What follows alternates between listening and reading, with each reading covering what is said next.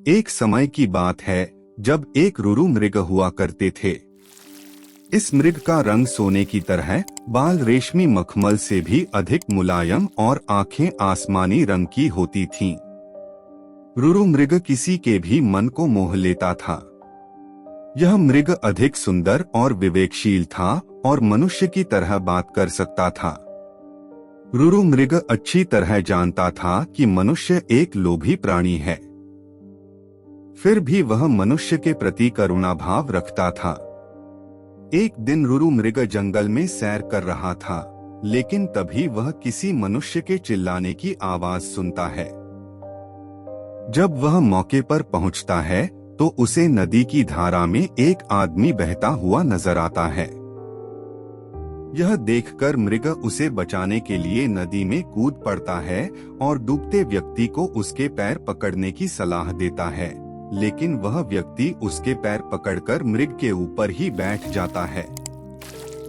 अगर मृग चाहता तो उसे गिराकर पानी से बाहर आ सकता था, लेकिन उसने ऐसा नहीं किया। वह स्वयं तकलीफ सहकर उस व्यक्ति को किनारे तक ले आता है। बाहर आते ही व्यक्ति मृग को धन्यवाद कहता है, तो इस पर मृग कहता है, अगर तुम मुझे सच में धन्यवाद करना चाहते हो तो किसी को यह मत बताना कि तुम्हें एक स्वर्ण मृग ने डूबने से बताया है। मृग ने उसे कहा, अगर मनुष्य मेरे बारे में जानेंगे तो वे मेरा शिकार करने की कोशिश करेंगे। यह कहकर रुरु मृग जंगल में चला जाता है। कुछ समय बाद उस राज्य की रानी एक सपना देखती है, जिसमें उसे रुरु मृग दिखाई देता है। रुरु मृग की सुंदरता को देखने के बाद रानी उसे अपने पास रखने की लालसा करने लगती है। इसके बाद रानी राजा को रुरु मृग को ढूंढकर लाने के लिए कहती है। राजा बिना देरी किए नगर में ढिंढोरा पिटवा देता है कि जो कोई भी रुरु मृग को ढूंढने में मदद करेगा, उसे एक गांव और 10 सुंदर युवतियां इनाम में दी जाएंगी। राजा की यह सूचना उस व्यक्ति तक भी पहुंचती है जिसे मृग ने बचाया था। वह व्यक्ति बिना समय गवाए राजा के दरबार में पहुंच जाता है और रुरु मृग के बारे में राजा को बताता है। राजा और सिपाही सहित वह व्यक्ति जंगल की ओर चल पड़ता है। जंगल में पहुंचने के बाद राजा के सिपाही मृग के निवास स्थान को चारों तरफ से घेर लेते हैं।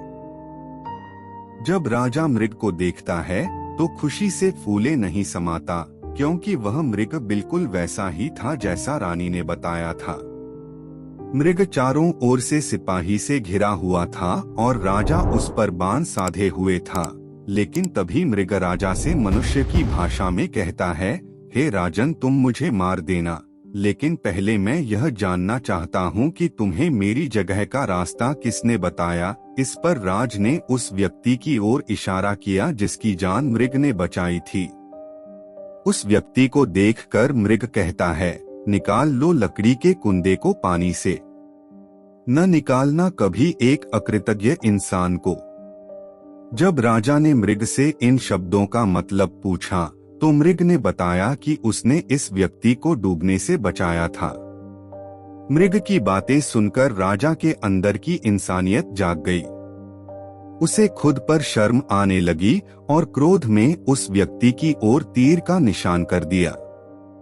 यह देखकर मृग ने राजा से उस व्यक्ति को न मारने की प्रार्थना की। मृग की दया भावना देखकर राजा ने उसे अपने राज्य में आने का निमंत्रण दिया। मृग राजा के निमंत्रण पर कुछ दिन राजमहल में रहा और फिर वापस जंगल लौट गया।